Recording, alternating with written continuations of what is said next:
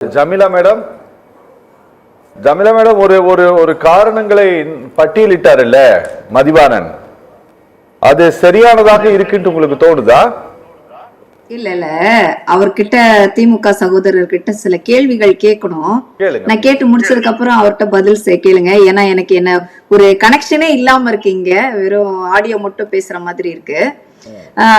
Number 1 question என்னன்னா, இந்த 10.5% இடஒதுக்கீடை வச்சுட்டு சர்வேவா இல்லனா சென்சஸா, இது ஏன் தேர்தலுக்கு நடத்தப்படுகிறது, இந்த மாதிரி கேள்விகள்லாம் அவர் முன்வைக்கிறார். மிக சரியான கேள்வியை கேக்குறீங்க. என்னுடைய கேள்வி என்னன்னா, இந்த 5 வருஷம் இத பத்தி கொஞ்சம் கூட அடுத்த ஸ்டெப் போறதற்கான ஒரு முயற்சியும் எடுக்காதது திமுக ஏன்?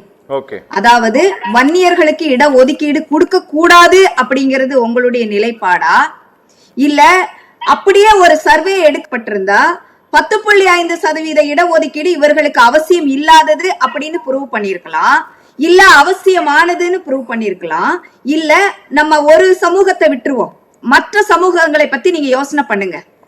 பல ஆயிரம் பல லட்சம் ஜாதிகள் நம்ம இந்திய நாட்டுல இருக்கு. இப்ப எந்த ஜாதி எவ்வளவு இருக்கு, என்ன பர்சன்டேஜ் அவங்களுக்கு இடஒதுக்கீடு கொடுக்கப்படணும் அப்படின்ற ஒரு பேசிக் இன்ஃபர்மேஷன் நமக்கு தெரியறதுக்காவது ஒரு சர்வே அவசியமா இல்லையா? அது அவசியப்பட்டாதானே சரியானவர்களுக்கு நம்ம சரியான இடஒதுக்கீடு கொடுக்க முடியும். அதற்கான முயற்சியை இந்த திமுக அரசு என்ன எடுத்தது? இந்த கடந்த 5 ஆண்டு காலத்தில் என்ன முயற்சியை நீங்கள் எடுத்தீர்கள்? அந்த எந்த முயற்சியும் எடுக்காம அனைத்து இந்திய அண்ணா திராவிட முன்னேற்ற கழகம் எடுத்த முயற்சிகளை குறை சொல்வதில் தான் நீங்க அக்கறையோட இருக்கிறீங்க, ரொம்ப ஆவேசமா அதை பத்தி பேசுறீங்க. அப்ப நீங்க உங்களுடைய முயற்சி அப்ப தேவையில்லாததா? அடுத்த கேள்வி, அதாவது கர்நாடகால எடுக்க முடியுது, பீகார்ல எடுக்க முடியுது, தெலுங்கானால எடுக்க முடியுது, ஏன் தமிழ்நாட்டில் இல்லை அப்படின்ற கேள்விக்கு உங்ககிட்ட என்ன பதில் இருக்கு?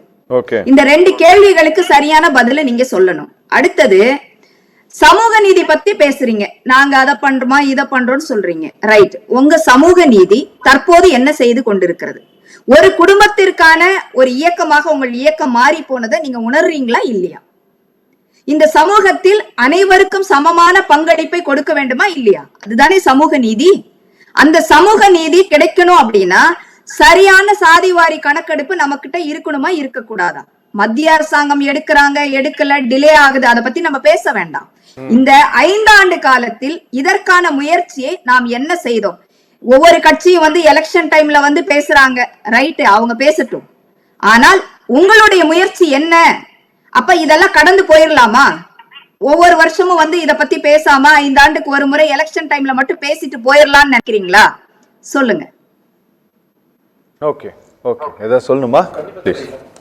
அதாவது வன்னிய இடஒதுக்கீடை பற்றி அவங்க பேசுகிறாங்க. நான் அதுக்கு தான் முதல்ல சொன்னேன், இந்த இடஒதுக்கீடை கொடுத்ததே தலைவர் கலைஞர் தான், அதை யாரும் இவங்க மறுக்க முடியாதுன்னு நான் முதல் விஷயத்த சொன்னேன். 2வது, எலெக்ஷன் டைமில் அவங்க பேசுகிறாங்கன்னு சொல்லும்போது நீங்கள் 10.5 பற்றி பேசுகிறாங்கல்ல, 10.5 எதுக்கு கொண்டு வந்தீங்கன்னு நான் கேட்டேன். அப்போ நீங்கள் ஒரு சர்வே எடுத்து கொண்டு வந்து கொடுக்க வேண்டியதானேன்றதான் என்னுடைய குற்றச்சாட்டு.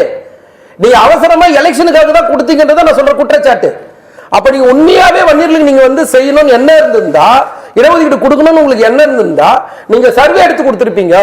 2 மணி நேரத்துக்கு முன்னாடி கொடுத்திருக்க மாட்டீங்க.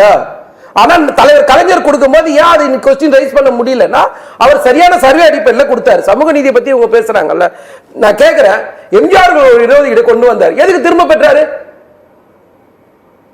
தலைவர் கலைஞர் அந்த மாதிரி ஒரு இடஒதுக்கீடு கொடுத்து திரும்ப பெற்றிருப்பாரா? ஒரு இடஒதுக்கீடு இல்ல திமுக கொண்டு வந்த எந்த இடஒதுக்கீடு இல்ல. இடஒதுக்கீடை பத்தி பேசும்போது, வகுப்பு வாரி பத்தி பேசும்போது 1925 தந்தை பெரியார் காங்கிரஸ் கட்சியில இருந்து வெளியில வரும்போது என்ன காரணம் சொல்லி வந்தாரு? அந்த இடஒதுக்கீடு பத்தி பேசலாமா? அப்போ திமுக அதுல தெளிவா இருக்கு, இடஒதுக்கீடை பொறுத்த வரைக்கும் கொடுக்கணும், சரியா கொடுக்கணும், யாரும் நம்மள கேள்வி கேட்க முடியாது. ஆனா ஒன்றிய அரசு செய்யறத பத்தி நீங்க பேசணும்னு சொல்றேன். நீங்க கூட்டணியில இருக்கீங்க, கூட்டணியில இருக்கும்போது ஒரு இடத்துல குறைந்தபட்சம் வலியுறுத்துங்க, நீங்க கண்டிக்க மாட்டீங்க. வலியுறுத்தலாம், ஒன்றியத்தை பார்த்து ஏன் வலியுறுத்த மாட்டீங்க?